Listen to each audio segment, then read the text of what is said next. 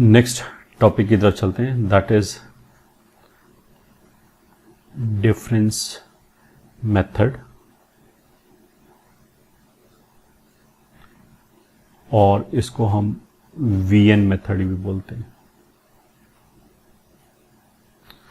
ठीक है, या फिर मेथड ऑफ डिफरेंसेस भी बोलते हैं, सभी की बातें, ठीक है। इसमें क्या है कि मान लिया कोई भी सीरीज दे रखी है T1 plus T2 plus T3 plus and so on, ठीक है। तो इसमें हमने जनरल टर्म लिखा ना, मतलब आइडिया क्या है वो भी बताता हूँ।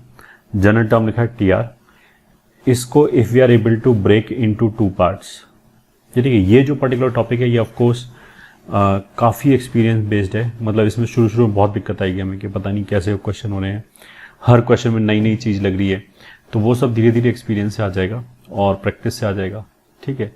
और बहुत ज़्यादा लेवल तक हमें जाना भी नहीं है, मतलब ऑन एन एवरेज लेवल के क्वेश्चन सॉल्व हो जाएं, इस तरह का टॉपिक है, बट आना तो चाहिए ऑफ कोर्स। तो हमने क्या किया, if we are able to break TR into two parts, VR and VR-1, ठीक है।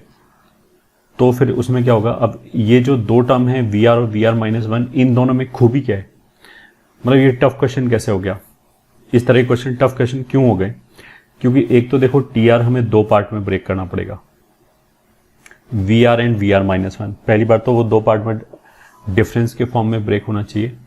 फिर दूसरा क्या है कि पहले टर्म में R की जगह कुछ R-1, R+1, R-2 रखने के बाद दूसरा टर्म आना चाहिए, ठीक है, then only we can do it, ठीक है। इसका मतलब क्या है, वो अभी क्वेश्चन के साथ समझ में आ जाएगा।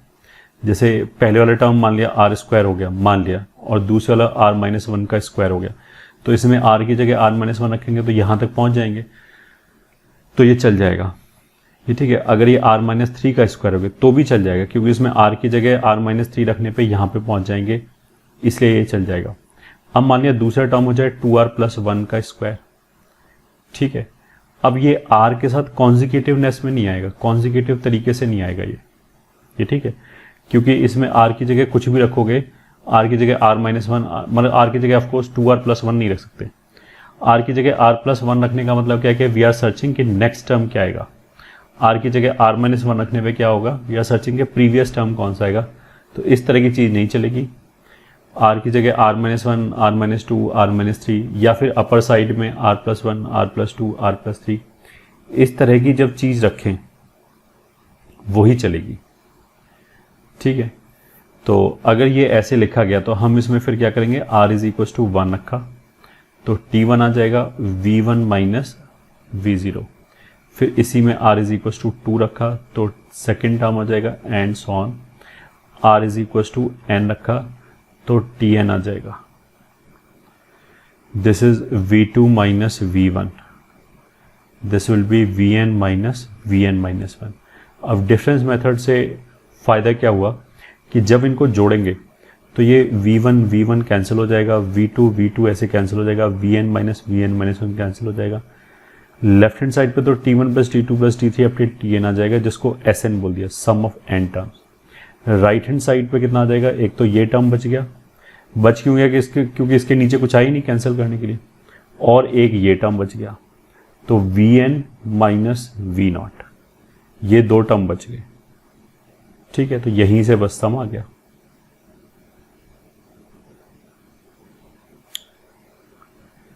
ठीक है। Sn बराबर Vn माइनस V0, ये हो गया, ठीक। हाँ, अब तो जब क्वेश्चन करेंगे तभी समझ में आएगा। Find sum of followings.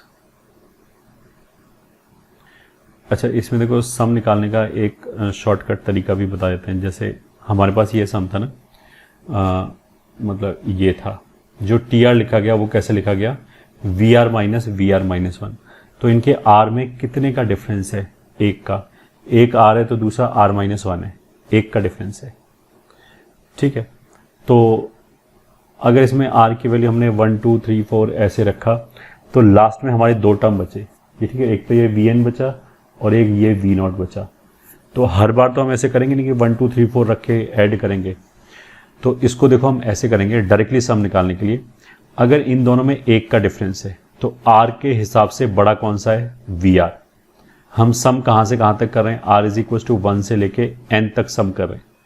तो सीधा तरीका क्या है, अगर एक का डिफरेंस है तो बड़े वाले में एन रख दो, छोटे वाले में 1 रख दो। ये ठीक है, ये आर के हिसाब से छोटा है, वैल्यू तो बड़ी छोटी कुछ भी हो सकती है, बट आर के हिसाब से ये स्मॉलर टर्म है। इसमें हमने जब आर इज इक्वल टू 1 रखा तो सीधा यहाँ पे पहुंच गए, और बड़े वाले में अगर हमने आर की जगह एन रखा तो सीधा यहाँ पे पहुंच गए। अब दिस विल ऑलवेज वर्क, ठीक है। अब मान लिया ये शॉर्टकट में क्या था हमारा, कि अगर हमारा टी आर मान लिया ऐसे लिखा होता V R minus V R plus 2, ठीक है, ये इन दोनों के आर में कितने का डिफरेंस है, ये 2 का डिफरेंस है, ठीक है। फिर हम देखेंगे आर की वैल्यू कहाँ से कहाँ तक जा रही है। मान लिया 1 से लेके एन तक जा रही है, ठीक है, 1 2 3 ऐसे करते करते यहां तक जा रही है एन तक। तो फिर हम क्या करेंगे कि जब सम लिखेंगे एस एन, तो इन दोनों में बड़ा कौन सा है, ये। तो इसमें तो हमने बड़ी वाली 2 वैल्यूज रखी, ये ठीक है, एन और एन माइनस 1, क्योंकि इस बार क्या होगा, जैसे यहां तो इमीडिएट कैंसिल हो रहा था एक के बाद एक। अगर 2 का डिफरेंस है तो ये v1 जो है वो इसको छोड़ के यहां से कैंसिल होगा, एक छोड़ के कैंसिल होगा, ठीक है। तो उसके लिए जो एस एन होगा उसमें क्या होगा, जिसका आर बड़ा है उसमें हम 2 वैल्यू रखेंगे। तो एक बार एन रख दिया तो ये वी एन प्लस 2 हो गया, एक बार एन माइनस 1 रख दिया तो ये वी एन प्लस 1 हो गया। तो इसमें इधर की साइड से 2 वैल्यूज रख दी, और छोटे वाले में इधर की साइड से 2 वैल्यूज रख दी। तो इसमें एक बार v1 रख दिया, प्लस साइन वही मेंटेन रहेगा, एक बार v2 रख दिया। दोबारा 2 का डिफरेंस है, ठीक है। तो जो बड़े वाला r वाला टर्म होगा उसमें पहले तो हमने देखा कि r कहां से कहां तक जा सकता है, तो 1 से लेके मान लिया n तक जा सकता है। पहला चीज तो ये हो गया। दूसरा क्या हो गया कि जो बड़े वाला r होगा उसमें हायर साइड से 2 वैल्यूज रखेंगे, n और n प्लस 1 नहीं रखेंगे, क्योंकि r का वैल्यू तो 1 से n तक ही अलाउड है ना। तो जो टर्म बचेंगे वो इन्हीं r की वैल्यूज के अंदर से बचेंगे ना, तो n प्लस 1 तो कहीं से भी नहीं आएगा। तो अगर मान लिया r का वैल्यू 3 से लेके 50 तक जा रहा है फॉर एग्जाम्पल, और डिफरेंस 2 का है, तो हम बड़े वाले में r की वैल्यू 50 एंड 49 रखेंगे, छोटे वाले में r की वैल्यू 3 एंड 4 रखेंगे, ठीक है। तो सम फिर कुछ ऐसे लिखा जाएगा। बाकी तो अगर अभी हम क्वेश्चन की प्रैक्टिस करेंगे तो समझ में आ जाएगा, ठीक है। Find sum of the following. तो question 1, 1/3 5 plus 1/4 6 plus 1/5 7 plus and so on up till से 100 टर्म्स, ठीक है। फर्स्ट क्वेश्चन ये हो गया। तो अब लिखा इसका सॉल्यूशन। टी आर जो होगा rth टर्म, पहले टर्म में कितना है 3, दूसरे में कितना है 4, तीसरे में कितना है 5, तो rth में कितना होगा r प्लस 2, ठीक है। जो दूसरे टर्म में 5 6 7 वो ऑफ कोर्स कितना हो जाएगा r प्लस 4, ठीक है, r plus 2 and r plus 4। इसमें r इज इक्वल टू 1 रखेंगे, तो इसमें r इज इक्वल टू 1 रखेंगे तो फर्स्ट टर्म आ जाएगा, r इज इक्वल टू 2 रखेंगे, सेकंड टर्म आ जाएगा एंड सो ऑन। तो ये हमारा टी आर हो गया। अब हमारे ऊपर क्या जिम्मेदारी है, इसको 2 पार्ट में ब्रेक करना है। पहली बात, दोनों पार्ट के बीच में डिफरेंस आना चाहिए। दूसरी बात, तीसरी बात, अगर एक वी आर है तो दूसरे को हम वी आर प्लस 1 या वी आर प्लस 2 या वी आर माइनस 1 कुछ ऐसे बोल पाए। तो ये क्वेश्चन तो इट इज फेयरली सिंपल। अगर हमने ऐसे ही अलग कर दिया -1/r प्लस 4, तो जब एलसीएम लेंगे तो ऊपर आ जाएगा, यहाँ पे आ जाएगा r प्लस 4 पहले वाले के न्यूमरेटर में, दूसरे वाले के न्यूमरेटर में आ जाएगा r प्लस 2। जब उनको घटाएंगे तो ऊपर 2 एक्स्ट्रा बचेगा, उस 2 को नलीफाई करने के लिए 2 से डिवाइड कर दिया तो ये आ गया हाफ, ठीक है, हाफ ऑफ दिस। अब ये ठीक है। अब इसमें देख सकते हो अगर ये वी आर है तो इसमें r की जगह r प्लस 2 रखें तो ये आ जाएगा, तो ये वी आर प्लस 2 हो गया। ये ठीक है। अब कोई बच्चा बोले कि मैं पहले वाले को वी आर नहीं बोलना चाहता, वी आर -1 बोलना चाहता हूँ, कोई दिक्कत नहीं है, वी आर -1 बोल दो, वी आर -2 बोल दो, उससे कोई फर्क नहीं पड़ता, कुछ भी बोल दो, अल्टीमेटली तो वैल्यू सेम ही आएगी। ठीक है, v के टर्म्स में इसको कुछ भी बोल लो, बस एक तो जो भी इसको v बोला है, जैसे ये VR+2 बोल दूं मान लिया, तो ये VR+4 हो जाएगा, उससे 2 ज्यादा ही हो गए, क्योंकि पहले वाले में r की जगह R+2 रख के दूसरे वाला आ रहा है। ठीक है, तो TR हो गया ये। तो डायरेक्टली SN लिखने का तरीका क्या था कि हमने बोला था हाफ, r का वैल्यू कहां से कहां तक जाएगा, ऑफ कोर्स 1 से लेके 100 तक, 1 रखने पे पहला टर्म आ रहा है और टोटल 100 टर्म्स बोला है। तो अगर r का वैल्यू 1 से 100 तक जा रहा है, तो पहले वाला जो टर्म है वो r के हिसाब से छोटा है।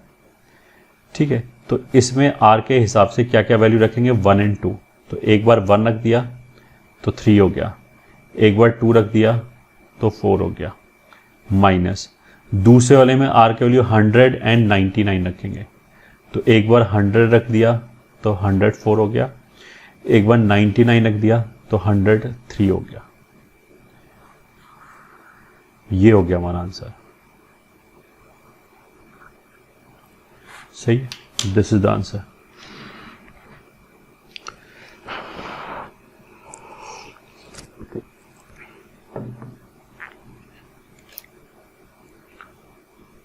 ठीक है, बाकी अगर मान लिया ये वाला चीज देखने में हमें दिक्कत है कि कैसे हो गया, ये डायरेक्टली कैसे लिख दिया, तो हम प्रॉपर प्रोसीजर भी फॉलो कर सकते हैं।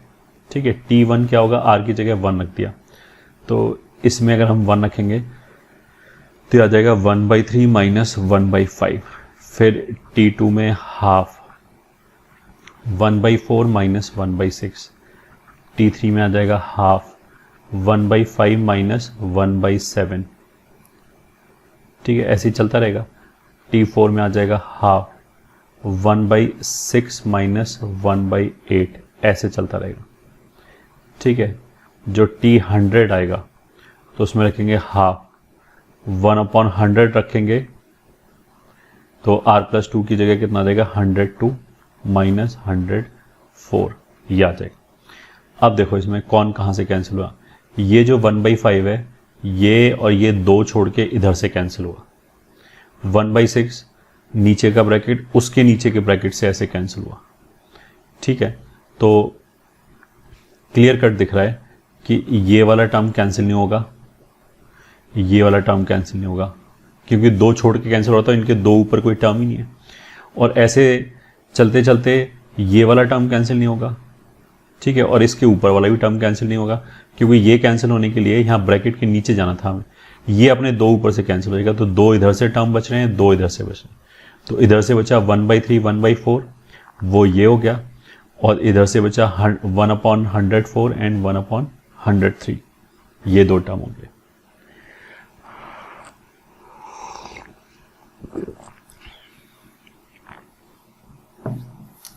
ठीक है, हाँ, तो ये हो गया हमारा क्वेश्चन 1। अब चलते हैं क्वेश्चन 2 की तरफ, विच इज फाइंड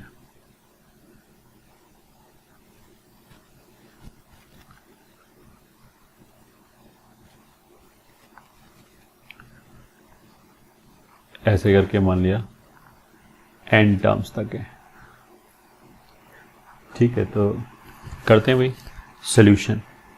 सॉल्यूशन में क्या है, पहले तो वही हमारा जनरल टर्म लिखा, तो वो बहुत सिंपल है, r+1 r+2। ये ठीक है, ये जैसे 1 हो गया, 2 हो गया, 3 हो गया, 4 हो गया, ऐसे करके ये 3 टर्म्स आ गए। अब इसको ब्रेक करने का तरीका क्या है, देखो अगर न्यूमरेटर में टर्म्स हैं ऐसे 3, तो हमने क्या किया, r+1 r+2, ये ठीक है, इसके आगे वाला जो टर्म है r+3 वो भी लिख लिया, ये एक्स्ट्रा लिख लिया, माइनस r+1 r+2 ये तो ऑलरेडी था, इससे जो पहले वाला टर्म होगा r-1 वो भी लिख लिया। क्यों लिख लिया, उससे क्या होगा कि एक तो कॉन्टिन्यूटी ब्रेक नहीं होगी, ये लगातार कॉन्जिक्यूटिव टर्म्स ही रहेंगे, पहली बात। दूसरी बात, अब इन दोनों में क्या है, ये चीज कॉमन है, तो जब घटाएंगे तो बीच में डिफरेंस तो आनी चाहिए ना डिफरेंस मेथड में, तभी तो वो कैंसिल हो रहा है। बीच में सम आएगा तो वो कैंसिल कैसे होगा? तो r प्लस 1 r प्लस 2 ये तो कॉमन आ जाएगा, r प्लस 3 और r माइनस 1 कैंसिल हो जाएगा। तो r प्लस 3 और r माइनस 1 कैंसिल हो में मतलब r प्लस 3 और r माइनस 1 में r कैंसिल हो जाएगा, डिफरेंस 4 का बचेगा।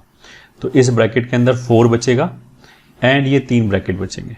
तो उस 4 के लिए हमने ऐसे लिख लिया 1/4। ठीक है,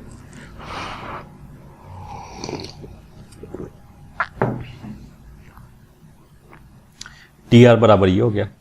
अब यहीं से इसमें क्या है, देखो ये इस पूरे में अगर मैं आर की जगह आर माइनस 1 रख दूं तो पहले वाले आर की जगह तो ये आ जाएगा, आर प्लस 1 की जगह ये आ जाएगा, फिर आर प्लस 2 की जगह ये आ जाएगा, आर प्लस 3 की जगह ये आ जाएगा। कहने का मतलब क्या है, ये फिर उसी फॉर्मेट में आ गया। अगर ये वी आर है तो ये पूरा वी आर माइनस 1 हो गया।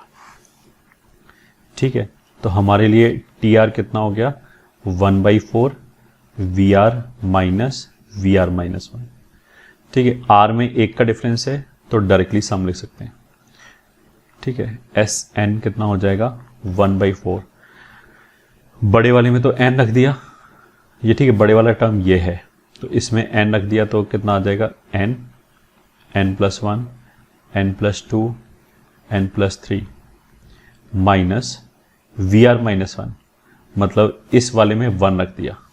छोटे वाले में 1 रखते हैं, 1 से लेके एन तक ले जा रहे हैं आर के वैल्यू। इसमें अगर 1 रख दिया तो ये पूरा 0 हो गया, इसलिए ये आ गया। So this is 1/4 N, N plus 1, N plus 2, N plus 3। ठीक है, ये आंसर आ गया। ठीक है, ये हो गया हमारा question number 2।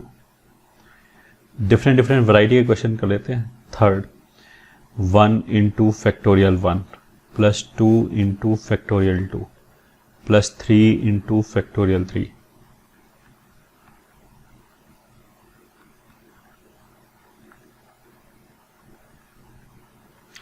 N into factorial N, ये है solution. TR will be R into factorial R.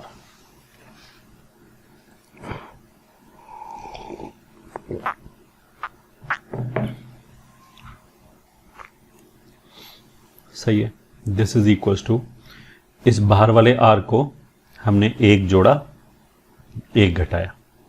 अब देखो ये सब तो मैं प्रैक्टिस से ही आएगा, इसको हम ये नहीं बोलते हमने कैसे सोचा। अगर धीरे धीरे प्रैक्टिस करोगे, क्योंकि ब्रेक तो करना ही इसको 2 पार्ट में, तो फिर ये सब चीज़ें आने लगेंगी। इंटू आर फैक्टोरियल अलग अलग कर दिया तो एक तो आ जाएगा R plus 1 into R factorial minus 1 into R factorial.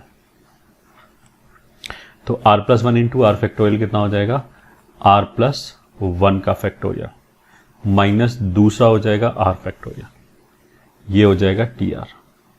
ठीक है, हो गया काम अपना। अगर ये वी आर है तो ये वी आर प्लस 1 हो गया, कॉन्जिक्यूटिव आ रहे हैं और आर के वैल्यू 1 से लेके एन तक जा रहे हैं, तो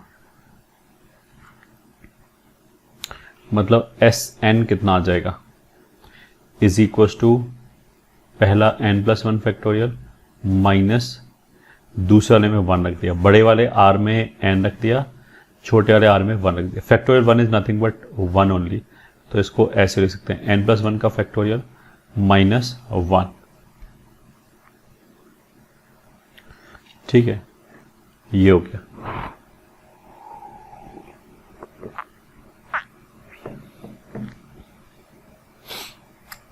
फोर्थ,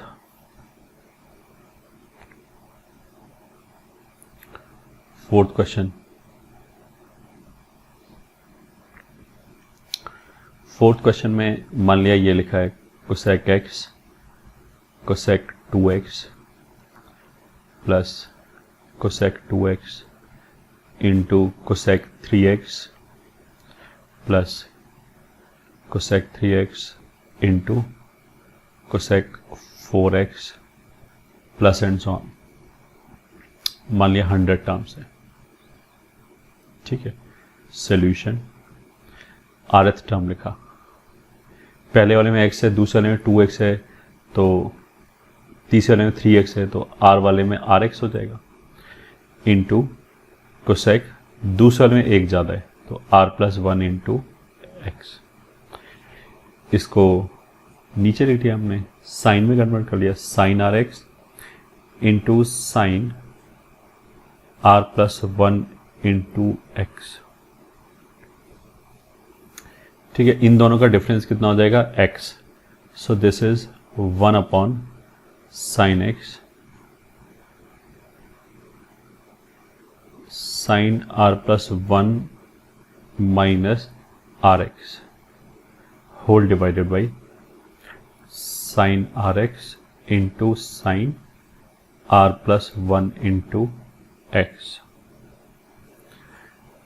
ठीक है, अब ये क्या है, साइन a माइनस बी का फॉर्मूला हो गया, so this is equal to 1 upon sine X. अच्छा, किया क्या हमने, कुछ भी नहीं, ऊपर नीचे साइन एक्स से मल्टीप्लाई किया, यहाँ पे ऊपर नीचे साइन एक्स से मल्टीप्लाई किया, जो नीचे साइन एक्स से मल्टीप्लाई किया वो तो ये आ गया, और जो ऊपर मल्टीप्लाई किया साइन एक्स से उसको ऐसे लिख दिया, sine R plus 1 X minus R X. ठीक है, ये साइन एक्स हो जाएगा।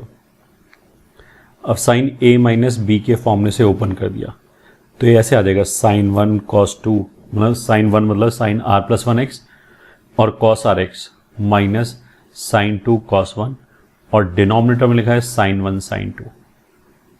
ठीक है, तो पहले वाले में साइन 1 कैंसिल हो गया, 1 का मतलब कुछ भी नहीं, पहले वाला आर्ग्यूमेंट, 2 का मतलब दूसरा वाला argument, so this will be equals to 1 upon sine X into sine 1 cos 2 upon sine 1 sine 2, तो साइन 1 कैंसिल हो गया, तो कितना हो गया, कॉस 2 अपॉन साइन 2, तो उसको ले सकते हैं कॉट 2 का मतलब क्या है, दूसरा argument, cot R X minus दूसरे वाले में साइन 2 कैंसिल हो जाएगा, तो ये हो जाएगा cot R plus 1 into X, ये आ गया।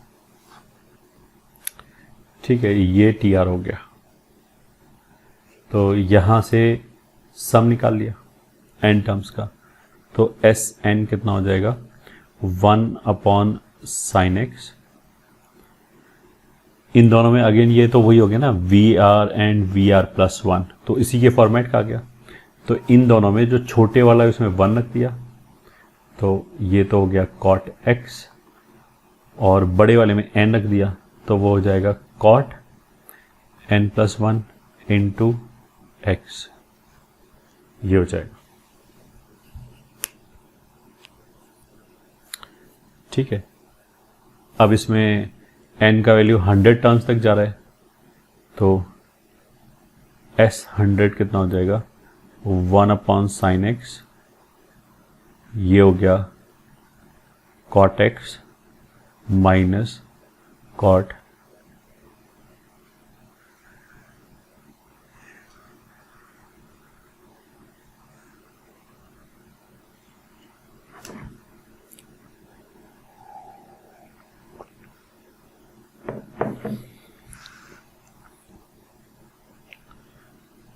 ठीक है, ये हो गया।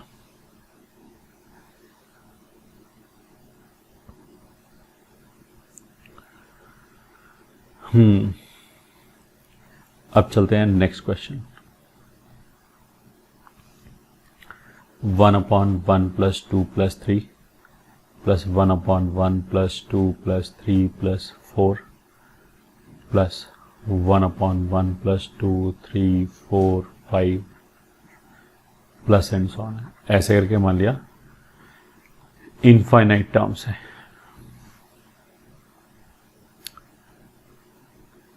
करें इसको भी सॉल्यूशन,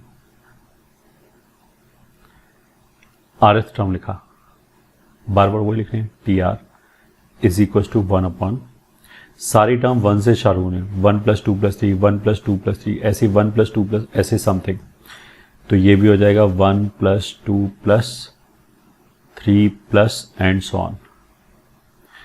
ठीक है, पहले वाला टर्म कहाँ पे खत्म हुआ, 3 पे, दूसरे वाला 4 पे, तीसरे वाला 5 पे, तो मतलब पहले वाला 3 पे, मतलब 2 टर्म एक्स्ट्रा है, तो आर एफ टर्म कहाँ पे जाके खत्म होगा, r प्लस 2 पे,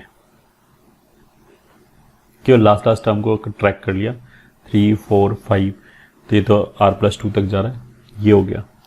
this is equals to 1 upon denominator में जो लिखा है 1 plus 2 plus 3 up till r plus 2, इसका सिग्मा निकाला तो वो हो जाएगा r plus 2 r plus 3 upon 2।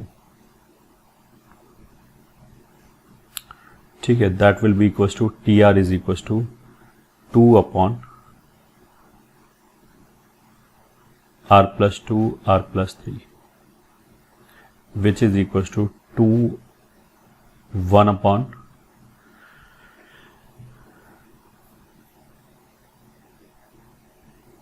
ठीक है, ये तो सिंपली सिग्मा आर वाला फॉर्मूला गया। तो 1 से लेके अगर r प्लस 2 तक का सम हो रहा है तो n plus 1 by 2 n into N plus 1 by 2, यही वाला फॉर्मूला है। 2 को ऊपर ले गए, ये वाली चीज़ आ गई। r प्लस 2 r प्लस 3 को ऐसे ही ब्रेक कर सकते हैं। अगर वापस एलसीएम लिया तो न्यूमरेटर में 1 आ जाएगा। ठीक है, अब अगर ये वी आर है तो ये उससे एक ज़्यादा है, वी आर प्लस 1, तो सिग्मा लगा दिया तो एस एन कितना आ जाएगा। अगर n टर्म्स तक का सम करें तो 1 से n तक जा रहे हैं तो छोटे वाले में 1 रखा तो 2 1 बाई 3, बड़े वाले में n रखा तो n प्लस 3, ये आ गया। दिस विल इम्प्लाई अगर n इन्फिनिटी को जा रहा है तो s इन्फिनिटी कितना आ जाएगा 2 बाई 3, क्योंकि अगर n इन्फिनिटी को जा रहा है तो ये 0 को चला जाएगा, तो आंसर कितना आ जाएगा 2 बाई 3। ठीक है, यही आंसर होगा इस क्वेश्चन का।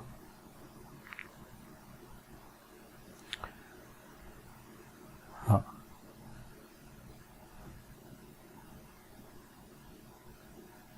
आगे चलते हैं।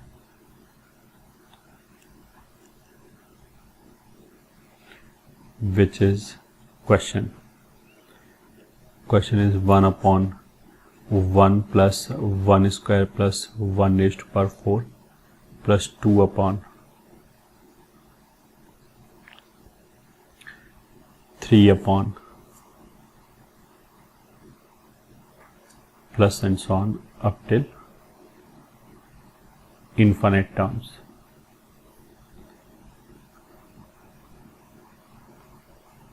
ठीक है, सॉल्यूशन। तो पहली बात तो हमने जनरल टर्म लिखा T R is equal to, numerator वाले टर्म को देखा तो 1 2 3 4 ऐसे करके कितना आ गया r whole divided by denominator में पहला टर्म कितना है 1 प्लस ये 1 स्क्वायर 2 स्क्वायर 3 स्क्वायर, तो rth टर्म जो होगा वो हो जाएगा r स्क्वायर।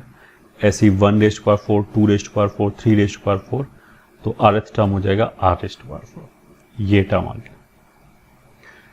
अब ये फॉर्मूला हमें आना चाहिए कि this can be factorized as 1 plus X square 1 minus X plus X square. तो यहाँ r लिखा हुआ है तो डिनोमिनेटर कैन बी फैक्टराइज्ड। वैसे भी देखो फैक्टराइज होना ही चाहिए, अगर फैक्टराइज नहीं होगा तो ये दो पार्ट में ब्रेक कैसे होगा। तो 1 plus R square and 1 minus R plus R square, इन दोनों का डिफरेंस कितना है 2r, तो ऊपर r ही है तो हमने 2r क्रिएट किया, तो 1/2 और 2r अपॉन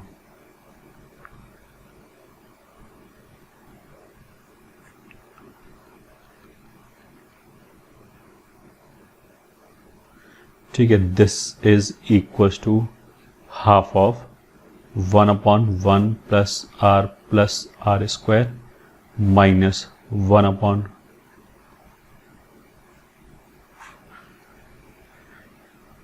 ये। ठीक है, ये हमारा टी आर हो गया।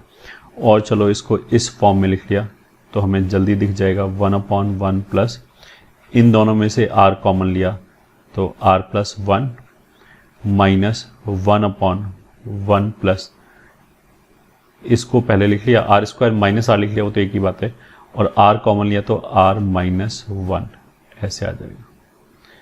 अब क्लियर कट दिख जाएगा कि अगर ये वी आर है तो ये वी आर माइनस 1 है। एक कम है, इसमें r की जगह r माइनस 1 रखेंगे, दूसरा टर्म आ जाएगा, तो एस एन कितना हो जाएगा हाफ ऑफ, पहले वाले में r की जगह n रख लिया, n n प्लस 1 दूसरे वाले में r की जगह 1 रख लिया, तो 1/1 प्लस 0।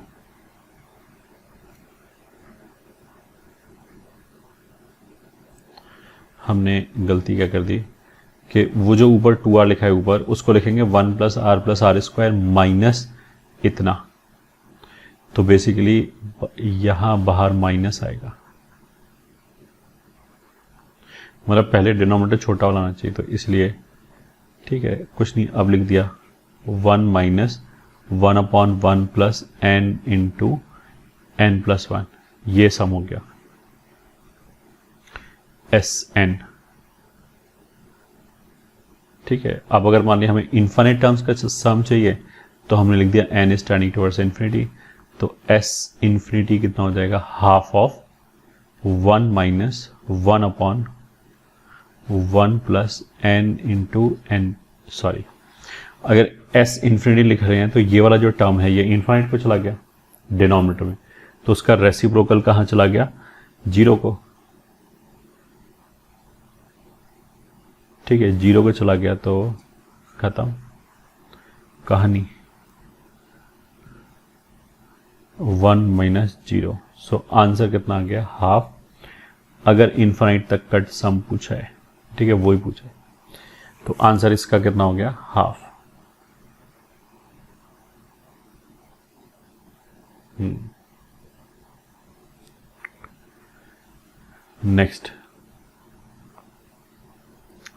नेक्स्ट क्वेश्चन,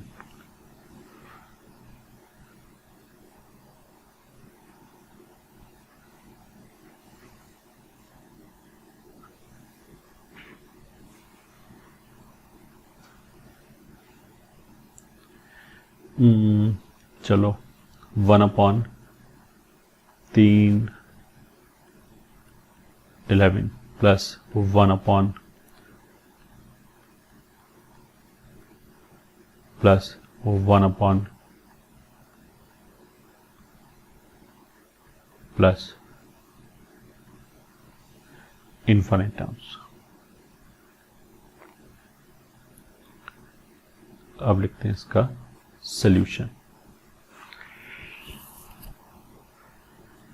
सॉल्यूशन में पहले जनरल टर्म लिख लिया TR, केवल पहले टर्म को देखा, 3 7 11, 4 का डिफरेंस आ रहा है, तो ये जनरल टर्म कितना हो जाएगा, AP हो गया, 4 का डिफरेंस आ रहा है मतलब AP, और AP में हमने बोला था कि अगर 4 का डिफरेंस आ रहा है तो 4R करके लिखेंगे, और 1 रखने पे 3 आना चाहिए, तो ये हो जाएगा 4R माइनस 1।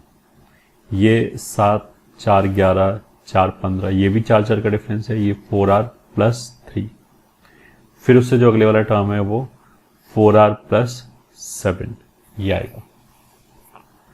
ठीक है, अब अगर ये टर्म डिनोमिनेटर में है जैसे यहाँ पे, तो फिर हम क्या करेंगे, ये अगर 3 टर्म है तो एक बार हमने, मतलब डिफरेंस तो बीच में आनी चाहिए, तो एक बार तो हमने क्या किया, लास्ट टर्म छोड़ दिया और ऐसे लिखा 4R minus 1 4R plus 3 minus 1/, एक बार हमने फर्स्ट टर्म छोड़ दिया तो आ गया 4R plus 3 into 4R plus 7, ये हो गया। ठीक है, अब अगर इन दोनों में एलसीएम लें तो डिनोमिनेटर में तो यही तीनों टर्म आ जाएंगे, और न्यूमरेटर में जो डिफरेंस आएगा वो 4R प्लस 7 और 4R माइनस 1 का आएगा, तो वो डिफरेंस कितना है, 1/8। ठीक है, तो ऐसे करने से एडजस्ट हो गया।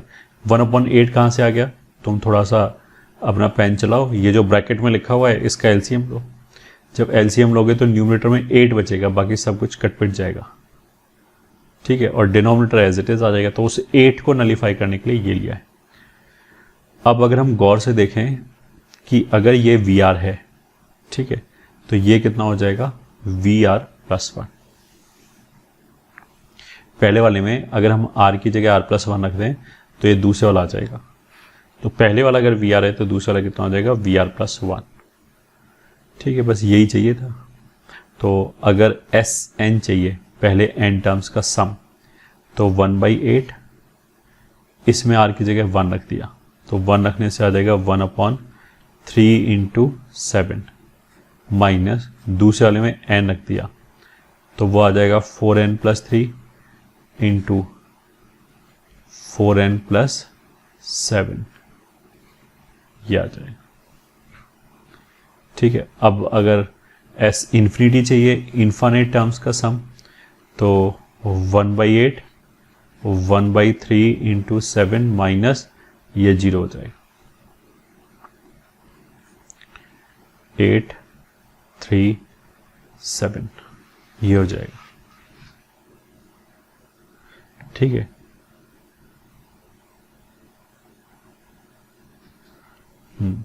यही आंसर हो गया।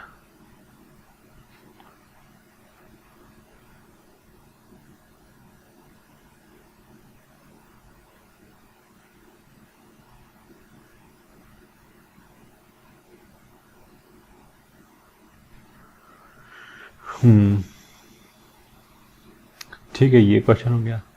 फिर और आगे चलते हैं next question.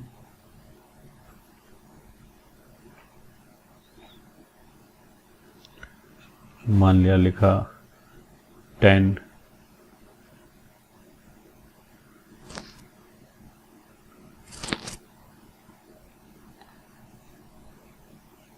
Theta upon cos 2 theta plus tan 2 theta upon cos 4 theta plus tan 4 theta upon cos 8 theta plus and so on, ऐसे करके एन टर्म्स तक। ये क्वेश्चन है, करते हैं भाई solution. General term T R, तो 10 पहले वाले में जो लिखा है, देखो थीटा तो लिखा है ये सब में न्यूमरेटर में, पहले वाले में लिखा है 1, फिर लिखा है 2, फिर लिखा है 4, उसका क्या है एंगल डबल हो रहा है, तो 1 2 4 8 ऐसे करके आ रहा है, तो 2r-1 थीटा। ठीक है, डिवाइडेड बाय कॉस में कितना आ जाएगा, कॉस में जो एंगल है वो इसका डबल है, तो एक इसको और 2 से मल्टीप्लाई कर दें तो 2r थीटा। ठीक है, ये आ जाएगा।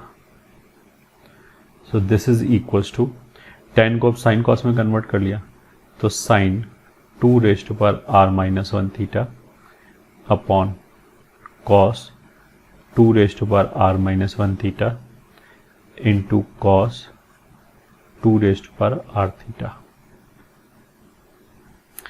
ठीक है, अब ये जो एंगल है इसको अगर मैं 1 मिनट के लिए अल्फा बोल दूं, तो ये बेसिकली क्या लिखा हुआ है अल्फा, और ये लिखा है 2 अल्फा। ठीक है, तो इतने बड़े बड़े लिखने की बजाय हमने ये लिख लिया sine alpha upon cos alpha into cos 2 alpha. ठीक है, तो T R is equals to, ऊपर जो लिखा है अल्फा उसको लिख लिया 2 alpha minus alpha whole divided by cos alpha cos 2 alpha. ठीक है, ओपन कर दिया, sine 2 alpha into cos alpha minus cos 2 alpha into sine alpha whole divided by cos alpha cos 2 alpha. पहले वाले केस में cos alpha cancel, sine 2 alpha upon cos 2 alpha tan 2 alpha minus cos 2 alpha cancel हो गया, sine alpha upon cos alpha is tan alpha दिया। ठीक है, अब alpha को वापस लिख लिया, अल्फा किसको बोला था 2r-1, तो ये तो हो जाएगा tan 2r theta minus tan 2r-1 theta. तो पहले वाले में अगर हम r की जगह r-1 रख दें तो दूसरे वाला आ जाएगा। दैट वुड मीन कि अगर ये VR है तो ये VR-1 है। ठीक है, तो टी आर कितना हो गया, वी आर माइनस वन। सही है, एक का डिफरेंस है, कॉन्जुगेटेड टर्म्स है, तो एन टर्म्स का सम कितना हो जाएगा, आर के हिसाब से बड़ा कौन सा है, पहले वाला, इसमें एन रख दिया तो 2 थीटा माइनस दूसरे में 1 रख दिया, तो 1 रखेंगे तो 2 कितना हो जाएगा 1, तो वो सिंपली हो जाएगा tan थीटा।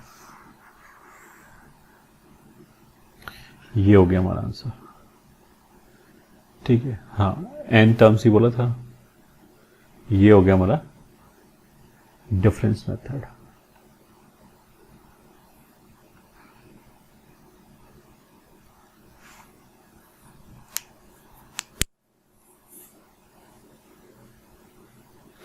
ठीक है, और एक और क्वेश्चन कर लेते हैं। क्वेश्चन थोड़े से टफ, अगर नहीं समझ में आए कोई दिक्कत नहीं है, leave it.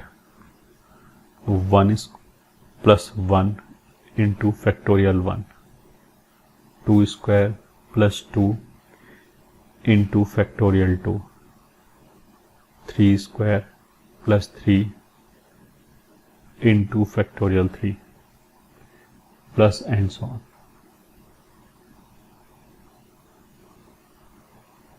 n terms। Solution, तो जो जनरल टर्म होगा T R, that is equal to, पहला हो गया 1 square plus 1, 2 square plus 2, 3 square plus 3। ठीक है, तो आरथ टर्म क्या हो जाएगा, आर स्क्वायर प्लस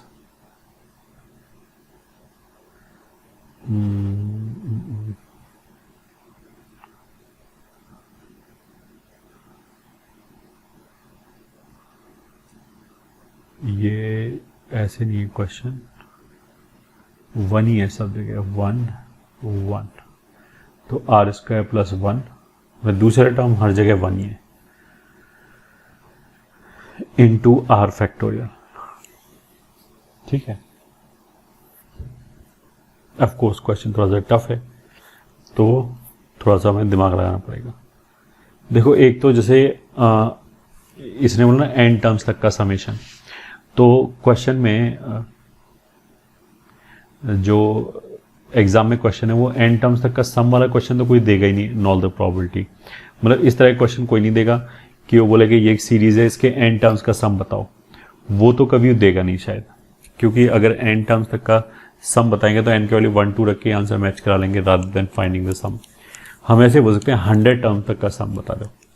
ठीक है, बट देखो इसमें जितने भी क्वेश्चन हम कर रहे हैं उसमें अगर उसने बोला 100 टर्म्स तक का सम बता दो, तो एक V100 या V99 जैसा टर्म भी बचेगा उसके अंदर।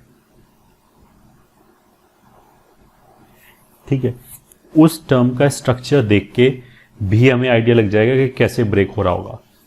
ठीक, और कहीं कहीं तो हम सीधा सीधा हिट एंड ट्रायल मार के देख सकते हैं कि फिट हुआ या नहीं हुआ। अब इसमें क्या है कि इसमें हमने क्या किया, आर स्क्वायर प्लस आर किया माइनस आर किया प्लस 1। ठीक है, प्लस आर और माइनस आर जोड़ दिया इंटू आर फैक्टोरियल। अब इसको अलग कर दिया, इसको अलग कर दिया, so this is equal to R into R plus 1। ये तो ये वाला टर्म हो गया R square plus R into ये आर फैक्टोरियल माइनस यहां से आ जाएगा R minus 1 into R factorial. ठीक है, अब R plus 1 into R factorial मिलके कितना हो जाएगा, आर प्लस 1 का फैक्टोरियल। ठीक है, ये दोनों मिलके कितना हो जाएगा, आर प्लस 1 का factorial minus R minus 1 into R factorial. ये ठीक है, ये अब हो गया। देखो इसमें अगर मैं आर की जगह आर माइनस 1 रखूँ तो ये आर की जगह ये आर माइनस 1 आ जाएगा, अंदर वाला जो आर प्लस 1 है उसकी जगह ये आर आ जाएगा। तो उसका मतलब क्या है कि अगर ये वी आर है तो ये कितना हो जाएगा, वी आर माइनस 1 हो जाएगा। ये हो गया। ठीक है, तो अगर हमें एन टर्म्स तक का सम चाहिए एस एन, तो फिर हम ऐसे करते हैं, पहले वाले में एन रखा, एन इंटू एन प्लस 1 का फैक्टोरियल, दूसरे वाले में 1 रखा। ठीक है, अब जब दूसरे वाले में 1 रखेंगे तो ऐसे 0 हो जाएगा। ठीक है, तो आंसर यही आ गया, n इंटू एन प्लस 1 का फैक्टोरियल। ठीक है, इनफैक्ट जैसे उसने 100 टर्म्स तक का सम बोला होता, मान लिया उसने s 100 बोला होता, तो आंसर में ऐसे लिखा होता 100 101 का फैक्टोरियल।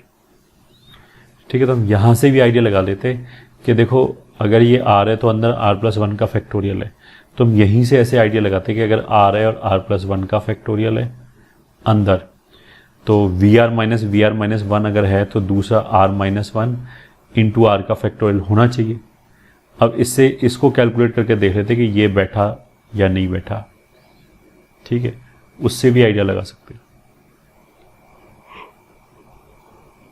इस वाले क्वेश्चन में आंसर में लिखने में दिक्कत क्या है कि वो 101 का जो फैक्टोरियल है इसको हम कैलकुलेट करके नहीं लिख सकते। ठीक है, क्योंकि 101 का फैक्टोरियल तो बहुत बड़ा होगा, तो उसकी वैल्यू तो लिखा नहीं जा सकता पूरी वैल्यू, तो उसको तो हमें ऐसे फैक्टोरियल के टर्म्स में ही छोड़ना पड़ेगा। और अगर हमने फैक्टोरियल के टर्म्स में छोड़ दिया, ठीक है, तो फिर इस तरह की क्वेश्चन फिर थोड़ा वीक हो गया, फिर हमें उस क्वेश्चन से ही हिंट लग जाएगा कि शायद ऐसा कुछ हो रहा होगा। ठीक है, अगर मान लिया हमने बोला कि 101 फैक्टोरियल तो बहुत बड़ा नंबर है, बट मान लिया हम 5 टर्म तक ले जाके 5 फैक्टोरियल को कैलकुलेट कर लें, तो फिर टर्म इतने कम हो जाएंगे कि हो सकता है कोई बच्चा सीधा सीधा सारे टर्म्स को कैलकुलेट करके वैल्यू मैच करा ले, ऐसा भी हो सकता है। ठीक है, तो इसमें टफ क्वेश्चन बन सकता है, बट ऑप्शन से हमें हिंट भी लग सकता है साइमल्टेनियसली। ठीक है, ये क्वेश्चन हो गया। Let's move to next topic and that is inequalities. तो चालू करते हैं। Inequality 1, first inequality is triangle inequality. तो अगर कोई भी ट्राइंगल है, मान लिया है ऐसे, और उसमें साइड्स हैं ए बी सी, तो हमें क्या पता है कि दो साइड का सम S1 प्लस S2 तीसरे साइड से हमेशा ज़्यादा होता है। ठीक है, तो अगर if A, B, C are sides of a triangle, then sides of a triangle, then A plus B will be greater than C, B plus C will be greater than A, and A plus C will be greater than B। ठीक है, एक तो ये result आ गया।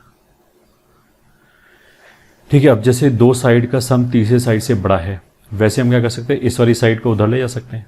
तो फिर हम ये बोल सकते हैं कि दो साइड का जो डिफरेंस है वो तीसरे वाले साइड से हमेशा छोटा आएगा।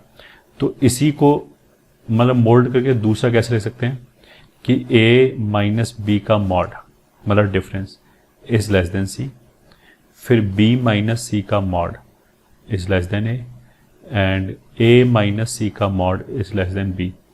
ठीक है, डिफरेंस को ऐसे लिखते हैं A difference B, B difference C, C difference A। दोनों एक ही बात है। डिफरेंस का मतलब क्या है कि घटा के मॉड ले लिया या बड़े में से छोटे वाले को घटा दिया, तो this is less than C less than B, ऐसे भी लिख सकते हैं। ये ठीक है, ये और ये दोनों एक ही बात है, इक्वलेंट है। अच्छा, अगर मैंने इनको स्क्वायरिंग किया, ठीक है, मॉड को स्क्वायरिंग कर लो, अगर ऐसे देखने में दिक्कत है तो मॉड को स्क्वायरिंग किया, क्योंकि दोनों साइड पॉजिटिव है तो स्क्वायरिंग तो कर ही सकते हैं। तो अच्छा, मॉड x का स्क्वायर लिखो या x स्क्वायर लिखो, वो तो एक ही बात है। तो अगर हमने इसको स्क्वायरिंग किया तो ऐसे आ जाएगा a square plus B square minus 2ab is less than c square. फिर ऐसी दूसरी जगह से कितना आ जाएगा, b square plus C square minus 2bc less than A square and A square plus C square minus 2ac less than B square. अगर हम इनको जोड़ दें तो लेफ्ट हैंड साइड पे ए square B square C square 2 बार आएगा और right hand side पे 1 बार आएगा, तो कैंसिल होने के बाद लेफ्ट हैंड साइड पे 1 बार बच गया, इज लेस देन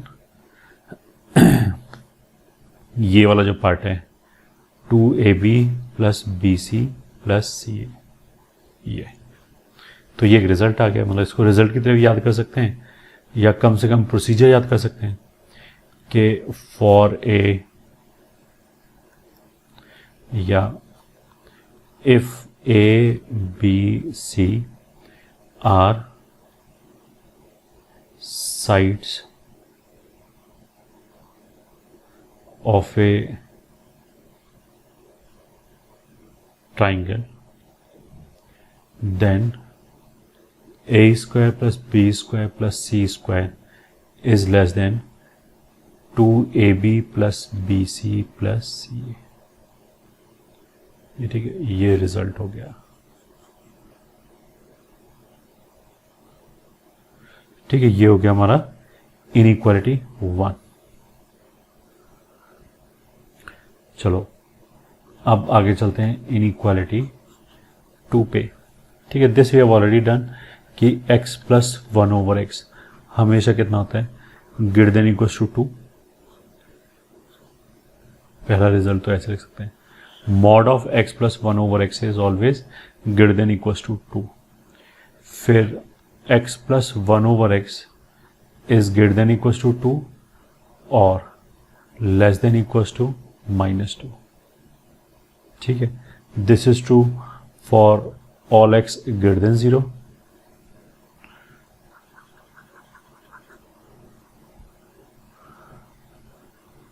और मतलब अगर x पॉजिटिव है तो of course x plus 1 over X एक पॉजिटिव नंबर होगा, वो पॉजिटिव नंबर हमेशा ग्रेटर देन इक्वल्स टू 2 आएगा, पहला चीज। और अगर x नेगेटिव है तो x plus 1 over x negative होगा, फिर वो हमेशा लेस देन इक्वल्स टू -2 आएगा। ठीक है, मतलब -2 या -2 से छोटा होगा। कहने का मतलब क्या है कि x प्लस 1 ओवर एक्स का वैल्यू कभी भी -2 और 2 के बीच में नहीं आएगा अगर x रियल है तो। ठीक है, x ग्रेटर देन 0 के लिए ये हो गया, greater than equals to 2, less than 0 के लिए ये हो गया, लेस देन इक्वल्स टू -2। ठीक है, इक्वल्स टू 0 हो ही नहीं सकता, x 0 हो ही नहीं सकता क्योंकि 1/x आइडेंटिफाई नहीं होगा। ठीक है, अच्छा यहाँ पे भी इक्वालिटी के लिए क्या होगा, फॉर इक्वालिटी, ठीक है, x इज इक्वल टू 1 होना चाहिए और इस वाली जगह पे for equality x is equal to -1 होना चाहिए। ठीक है, तो एक जगह पे x इज इक्वल टू 1 होना चाहिए, तभी 1 रख के देख लो, 1 plus 1/1 greater than equal to 2, 1 plus 1/1 तो बेसिकली 2 हो जाएगा, तभी 2 बराबर होगा। 1 को छोड़ के और कुछ भी x रखोगे 1 से बड़ा या 1 से छोटा पॉजिटिव, तो वैल्यू हमेशा 2 से बड़ी आएगी। कुछ भी रख लिया, जैसे 3 रख लिया तो 3 plus 1 over 3, of course 3 plus 1 over 3 में 3 खुद ही बड़ा हो गया 1 से। या मान लिया मैंने रख दिया 1.1, तो 1.1 प्लस 1/1.1, ये कैलकुलेट करके जोड़ के देखो, वैल्यू 2 से बड़ा ही आएगा।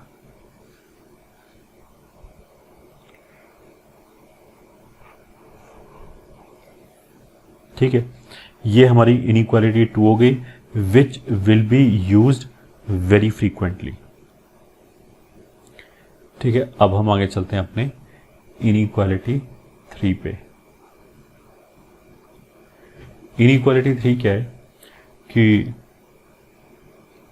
a माइनस बी का स्क्वायर, b माइनस सी का square plus c minus a का square is always greater than equals to 0। ये ठीक है, जहां पे A B C of course real है। अगर ए बी सी रियल है तो square plus square plus square हमेशा ग्रेटर देन और इक्वल्स टू 0 होगा। ठीक है, 0 या 0 से बड़ा ही होगा। अब दिस विल इम्प्लाई, इसको ओपन करेंगे तो ऐसे आ जाएगा, A square plus B square plus C square greater than equals to A B plus B C plus C ए।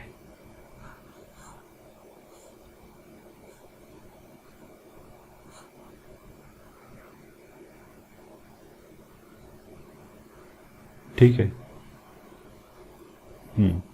तो A square plus B square plus C square is greater than equals to A B plus B C plus C A, अगर A B C real है तो। और equals to कब hold करेगा, ये basically यहीं से आया। इसको ओपन करेंगे तो पहले ब्रैकेट से एक ए स्क्वायर आएगा, आखिरी ब्रैकेट से एक ए स्क्वायर आएगा। वो ए स्क्वायर और ए स्क्वायर मिलकर कितना हो गया, 2a स्क्वायर। ठीक है, तो ऐसे ही 2b स्क्वायर आ जाएगा, 2c स्क्वायर आ जाएगा। फिर एक पहले ब्रैकेट से -2ab वाला टर्म आएगा, तो ऐसे ही फिर दूसरे ब्रैकेट से -2bc वाला टर्म आएगा, तीसरे ब्रैकेट से -2ac वाला टर्म आएगा। ठीक है, तो उस माइनस को हमने हटा दिया, सॉरी उस मतलब माइनस वाले जो टर्म है उनको राइट पे ले गए और 2 2 2 कैंसिल कर दिया, तो ये रिजल्ट आ गया। इसमें अब इक्वल टू कैसे होल्ड करेगा, जब इसमें इक्वलिटी कैसे होल्ड करेगा, जब जैसे square plus square plus square बराबर जीरो के कब होगा। यहाँ पे इक्वल्स टू होल्ड करने का मतलब क्या है, ये बराबर जीरो है, तो ये बराबर जीरो के कब होगा, जब ये तीनों टर्म जीरो हो जाए। तो मतलब a बराबर b बराबर c आना चाहिए। ठीक है, तो for equality to hold a बराबर b बराबर c आना चाहिए। ठीक है, ये हमारी हो गई इनइक्वालिटी 3। तो फर्स्ट इनइक्वालिटी क्या थी, ट्राइंगल इनइक्वालिटी। दूसरी इनइक्वालिटी क्या थी, x+1/x वाली, जो खूब यूज होगी। फिर तीसरी इनइक्वालिटी क्या थी, ये a - b का whole square plus b - c का whole square plus c - a का होल स्क्वायर। ये ठीक है। इनइक्वालिटी 4, अब ये कोई ऐसे इंपॉर्टेंट है नहीं, बट अभी I will come to this. a plus B plus C का whole square will always be greater than equals to 0. ठीक है, that would imply a square plus b square plus c square plus 2ab plus 2bc plus 2ca will be greater than equals to 0. तो if a, b, c are real, then a square plus b square plus c square will always be greater than equals to -2abc minus 2ab minus 2bc minus 2ac।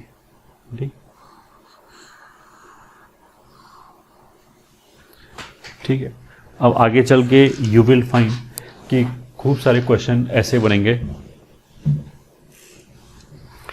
कि vector वगैरह में भी बनेंगे कि A square plus B square plus C square कुछ एक मतलब इन दोनों में से एक चीज दे रखा होगा और दूसरे की वैल्यू पूछी होगी, किन दोनों में से, I3 और I4 में से। ठीक है,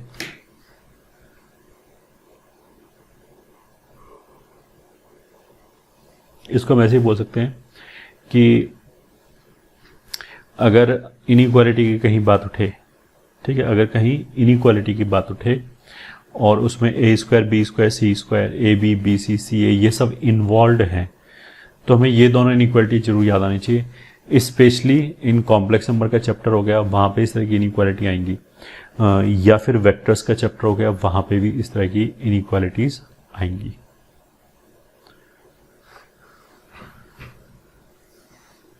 ठीक है,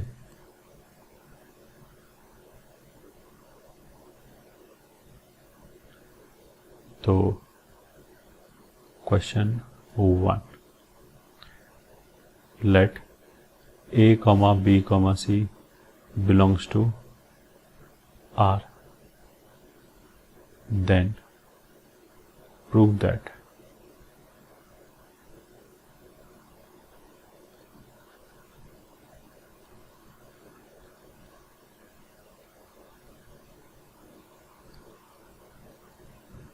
अच्छा, ये लास्ट वाली हमने इनइक्वालिटी लिखी है, इसमें हम ऐसे बोलते हैं फॉर इक्वालिटी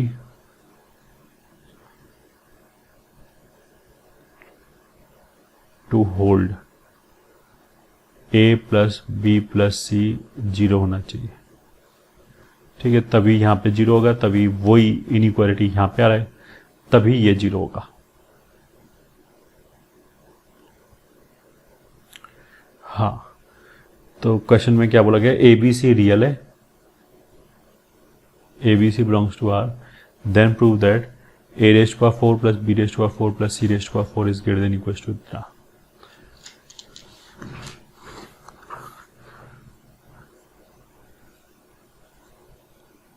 ठीक है, सॉल्यूशन।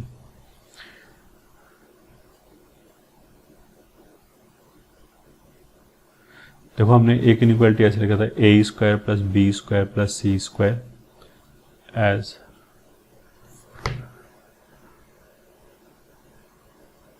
यहाँ हम लिखेंगे using A square plus B square plus C square is always greater than equals to A B plus B C plus C A. ये ठीक है, इसको हमने यूज किया। ठीक है, इसने क्या बोला है कि अगर नंबरों का स्क्वायर लिखा हो, मतलब ए का स्क्वायर, बी का स्क्वायर, सी का स्क्वायर, तो उन नंबरों को हमने मल्टीप्लाई कर दिया पेयर वाइज, तो फिर जो A square plus B square plus C square है वो दूसरी साइड से बड़ा हो जाएगा।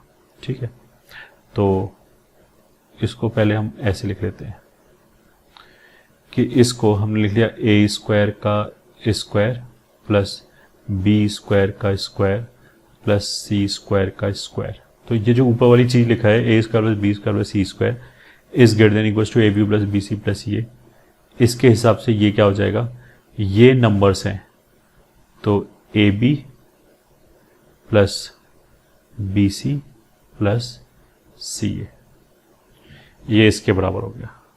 ठीक है, मतलब क्या आ गया हमारा, A raised power 4 plus B raised power 4 plus C raised power 4 is greater than equals to A square B square B square C square A square.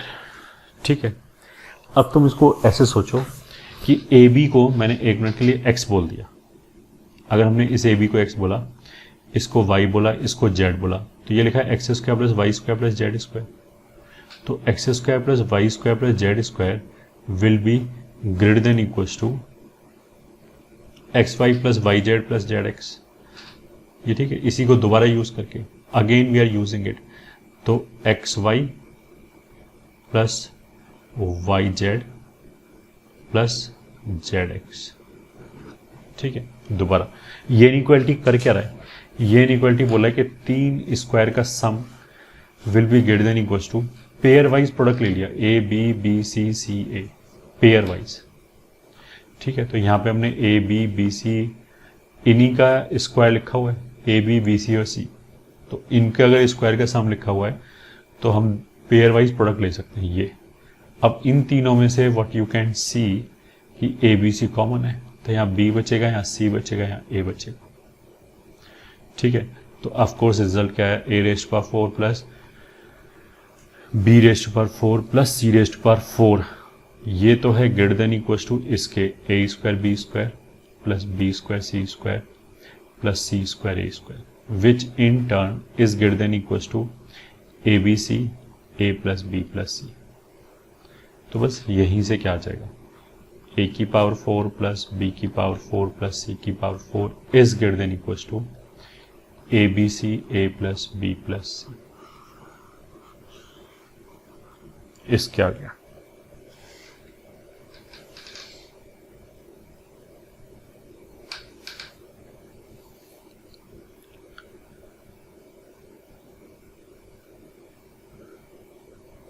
ठीक है, यही प्रूव करना था, तो यही हो गया, hence prove.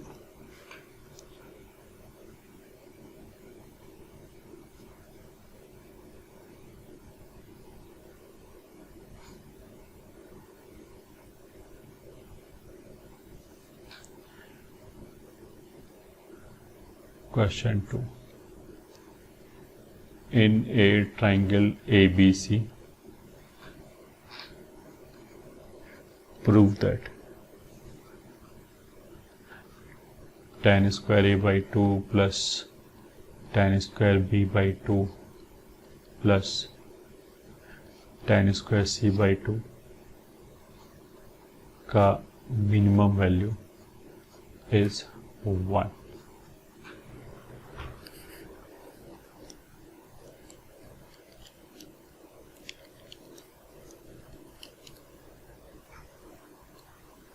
Minimum value of this is equal to 1, ये प्रूव करना। ठीक है, शुरू हो गए। सोल्यूशन देखो, अगर ये वाला क्वेश्चन में तुमने ट्रिग्नोमेट्री के रिजल्ट नहीं आते तो कोई बात नहीं, for the time being you can leave it, और जब ट्रिग्नोमेट्री पढ़ लो उसके बाद आके कर सकते हो। ये बेसिकली क्या हो गया, वही वापस A square plus B square plus C square, मतलब I2 जो हमारी इनइक्वालिटी 2 थी कि A square plus B square plus C square will be greater than equal to A B plus B C plus C. तो tan square A by 2 tan square B by 2 plus tan square C by 2 will be greater than equal to A B. तो आ जाएगा tan A by 2 tan B by 2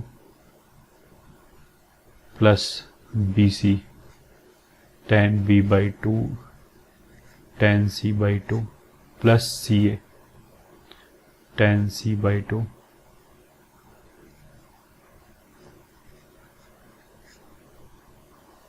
tan a by 2। अब ये एक trigonometry का result होता है। Trigonometry में ट्राइंगल के अंदर ऐसे होता है कि सिग्मा tan a बराबर पाई tan a होता है, और फिर वहीं पे एक रिजल्ट ये भी होता है sigma tan a by 2 tan b by 2 ये 1 के बराबर होता है। तो ये वही लिखा है tan a by 2 tan b by 2 का sigma, so this will be equal to 1।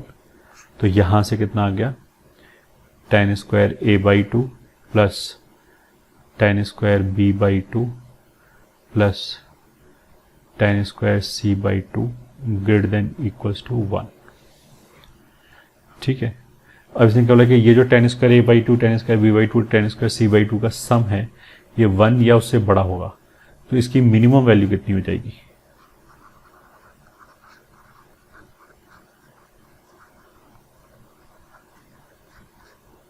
Plus tan square c by 2 will B minimum value will be 1। ठीक है, अब होगी कब इसकी 1 वैल्यू, उसके लिए देखो हमने ऐसा बोला था ना, A square plus B square plus C square is greater than equal to A B plus B C plus C A. अब इसमें A B plus B C plus C A 1 हो गया, तो यहाँ पे इक्वालिटी के लिए क्या होता था, फॉर इक्वालिटी ए बराबर बी बराबर सी होना चाहिए।